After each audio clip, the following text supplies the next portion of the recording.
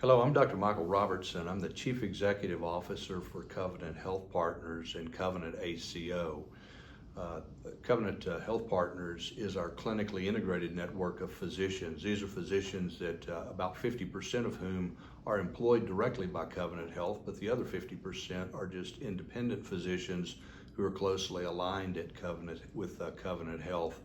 What our goal is to provide you high quality, very cost-effective care. Our group of physicians have been very heavily involved in the COVID-19 response here locally. We've been part of Covenant Health's overall efforts in terms of providing care for everyone. We have, as an organization, succeeded in terms of being able to manage the increased volume of patients that have come in related to this respiratory illness. Now, some of that has involved closing down some of the facility in terms of doing elective procedures. Those are procedures that aren't necessary for the preservation of life. But we have a couple of units that are dedicated specifically to COVID-19 patients. One of those is an intensive care unit setting, while the other is more of a medical surgical unit, like many of you might be in if you were having a surgical procedure done, or if you'd been hospitalized with pneumonia that didn't require intensive care. As you might imagine, our beds have not been overwhelmed, even in spite of the number of cases that have been diagnosed in Lubbock County. Lubbock County has had more than its fair share of people afflicted with COVID-19, especially when you base it upon the population of Lubbock County. We're about number 18 in the state in terms of population size, yet from the number of cases that are currently in Lubbock County, today is Monday, April the 20th, as we're taping this. We have 430 total cases, of which 291 are active. That puts us at number 11 in the state of Texas in terms of the total number of COVID-19 patients. And we are currently at 32 deaths from the COVID-19 pandemic. That puts us at number 5 in the state of Texas, which is somewhat troubling. That has nothing to do so much with our inability to manage these patients, but rather what has happened in Lubbock County, which has been very disturbing, is that the disease has gotten into several of the nursing homes, and that has kind of disproportionately affected the number of patients who have COVID-19, and more importantly, it has really skewed the death statistics in Lubbock County for COVID-19. As an example, about 48% of the cases of COVID-19 that have been diagnosed in Lubbock County are related to nursing homes themselves. Yet 90% of the deaths have been related to people in nursing homes. Traditionally, we think about nursing homes as having mostly older people in them, that is 65 and up, yet some nursing homes do have people in their 20s and 30s. The problem with the nursing home environment is that once that virus gets in, it's very difficult to contain it. A lot of people have said that COVID-19 is no worse than influenza, yet when you look at it from a very strict scientific perspective, it has been much worse than influenza. Nationally, we've had in the United States about 41,114 deaths thus far from the COVID-19 pandemic. Our first case in the United States was February the 27th in the Seattle, Washington area. In an average flu season, we have between about 25,000 and 61,000 deaths. An influenza season starts typically in August, and it started in August of this year. So quite a number of fatalities and quite a number of cases have occurred over a very short period of time. So that gives you a little bit of an idea how infective or how easily this disease is spread from person to person, especially in nursing homes. One of the first outbreaks in the Seattle, Washington area was in Everett, Washington, in a nursing home, and it really did a lot of damage in that nursing home from a standpoint of number of people infected and number of deaths. So what we're seeing in the county of Lubbock is very similar to what they experienced there and what we're seeing elsewhere. The fatality rate is also much higher. With influenza, the death rate from influenza is about 0.1%. It's still very difficult to tell what the true mortality rate is going to be with this virus, but we're seeing anything between about 2% and 4.7%, which is many times higher. Even if we found ultimately that the mortality rate was only 1% for the COVID-19 virus, that's still 10 times higher than influenza. So we are dealing with something especially problematic. So how can you protect yourself from this sort of an infection? And one of the things that we have been doing that has been very effective has been social distancing. That is, we've asked people to voluntarily stay within their homes, except to do things that are ultimately very important, like going to a grocery store or going to a pharmacy or seeking medical care when they need it. In physician offices, even routine medical care has been postponed. It's been kind of pushed back a little bit just for fear that, one, we wouldn't have the capacity to see the people we needed to with a COVID-19 infection, but number two, to avoid exposing people unnecessarily to this virus because they're sitting in a waiting room with someone who might have a COVID-19 infection. Which leads us to one thing that you need to understand. If you think you've become sick due to COVID-19, and the symptoms generally are a fever, it's usually going to be greater than 100.5 degrees Fahrenheit over several days. You're going to have a very persistent and very problematic cough, and typically there's going to be shortness of breath associated with it, because with this virus, it attacks the lungs and you get a viral type pneumonia that kind of spreads throughout both lung fields. So it really presents with a lot of shortness of breath. If you think you have those symptoms, don't just go directly to your physician's office and don't go directly to an emergency room, but rather call ahead so that they can make preparations, so they can understand that you might have some issues that might be consistent with COVID-19, and they can isolate you, keep you from infecting other people. Some of the other things we're doing with social distancing is initially we talked about not wearing a mask, but now we talk about everyone wearing a mask. The mask is not so much to protect you from getting infected, but it's to protect other people. It's a courtesy to other people, because if you cough or if you sneeze, little tiny droplets are expelled from your lungs as you do so. Those droplets can go at least 6 feet away from you. That's the rationale for that 6-foot social distancing that's been recommended. Some of those viral particles can go even farther than that, but if you stay 6 feet away from someone, you're much less likely to become infected. Even with talking, water vapor comes out of your mouth. We don't think about it much, but if you talk onto a mirror, especially a cold surface mirror, you'll see that water vapor. That mirror will fog up, as we call it.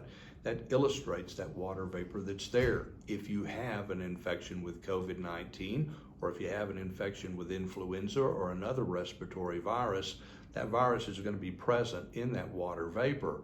So again, you wearing a mask contains that so that you don't spread that to other people unnecessarily.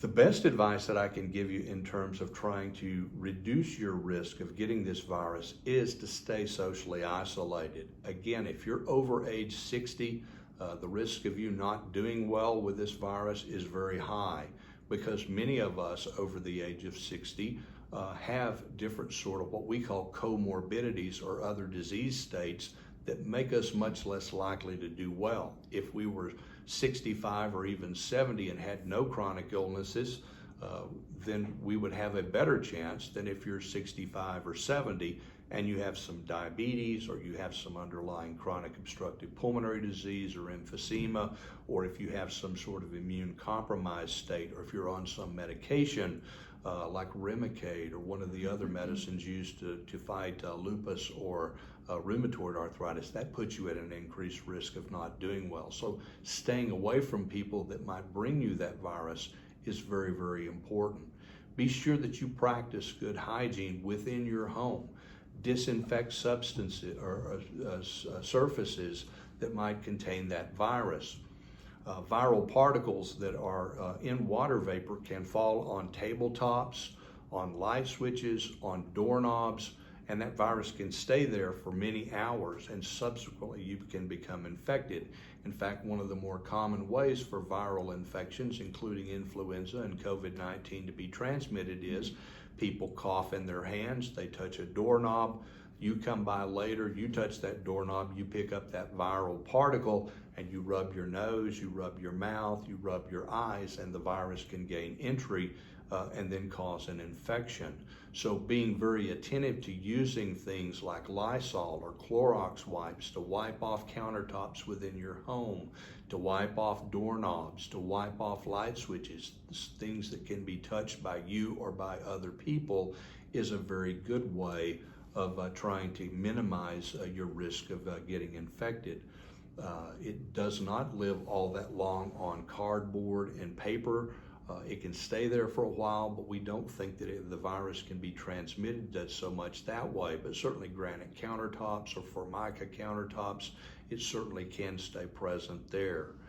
If you have to get out and about, if you need to go to a grocery store, take advantage of those hours in which senior citizens are allowed to shop.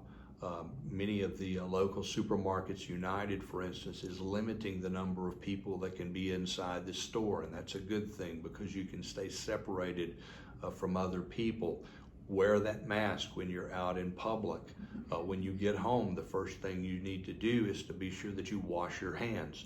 Soap and water is probably the best thing you can utilize to prevent you from getting this virus, because the virus itself has a layer of fat, what we call lipid, around it, and soap disrupts that lipid outer layer, and it causes the virus basically to self-destruct.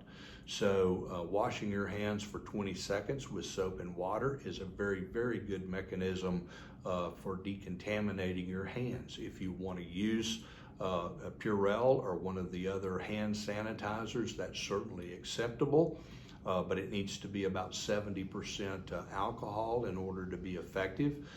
Be careful because some of the hand sanitizers don't contain alcohol anymore. Some of them contain benzalkonium chloride, which doesn't always kill the coronavirus.